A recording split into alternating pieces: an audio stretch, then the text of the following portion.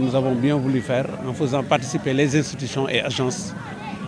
Pourquoi? Parce que le Sénégal ne se limite pas à Dakar. Le Sénégal, c'est Dakar, mais c'est également l'intérieur du Sénégal. Il est bon, au moins une fois par an, que ces institutions-là puissent sortir, donc aller à l'intérieur du Sénégal, rencontrer les populations pour que nous puissions en tout cas connaître ce que nous avons confié à ces structures-là. L'objectif, en fait, c'est le contenu local. J'ai mis l'accent cette année sur le contenu local. Pourquoi sur le contenu local? Parce que nous sommes dans une zone de libre-échange continentale africaine, donc qui est un grand marché, mais qui est également une compétition. On ne peut pas y aller avec des produits qui nous viennent de la Chine ou de la Turquie. Je n'ai rien contre ces pays parce que nous sommes dans un village planétaire.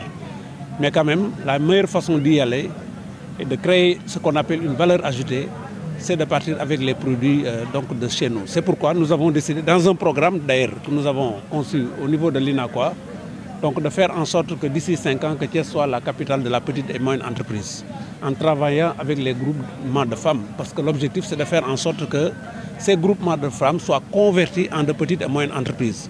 Donc à partir d'une chaîne de valeur, en passant par la production, en arrivant vers la transformation, mais en créant également des marchés, aussi bien au niveau national qu'au niveau international, pour permettre donc à ces femmes-là donc de pouvoir produire plus et de vendre pour participer au développement économique du Sénégal. Pourquoi je vous ai parlé de ce programme? Mais il faut les encourager, mais il faut les accompagner à pouvoir en tout cas être de véritables acteurs, donc pour ne pas être des figurants dans ce grand marché, comme ce qui se passe dans les autres pays, parce que ce que nous avons vu en tant que membres du secteur privé national, donc en prenant exemple sur le Burkina Faso par exemple, qui vend toujours les produits de son pays. C'est pourquoi tout dernièrement nous avons organisé donc des journées des produits sénégalais. Je l'ai fait en Arabie Saoudite et je prépare un autre événement, je pense que juste après, donc à Marseille, pour permettre donc à nos opérateurs de pouvoir en tout cas sortir et de faire en sorte que nos représentations diplomatiques puissent être en tout cas des vitrines, parce qu'il faut aussi dans leur mission intégrer donc la promotion des produits locaux. Donc le thème, je l'ai dit tout à l'heure, c'est le contenu local. Mais l'objectif principal, c'est de vendre la destination Thiès. C'est de faire, parce que nous savons que Dakar est devenu une forte concentration. Donc les prochains investisseurs ne pensent pas à le faire à Dakar.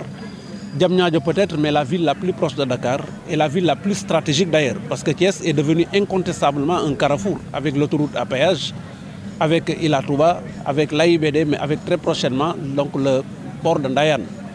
Donc il est tout à fait normal qu'on puisse s'organiser.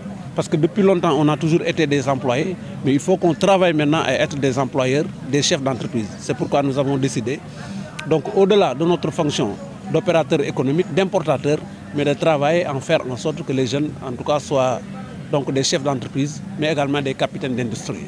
Nous y travaillons. Au-delà du marché, nous pensons même à un centre international d'échange.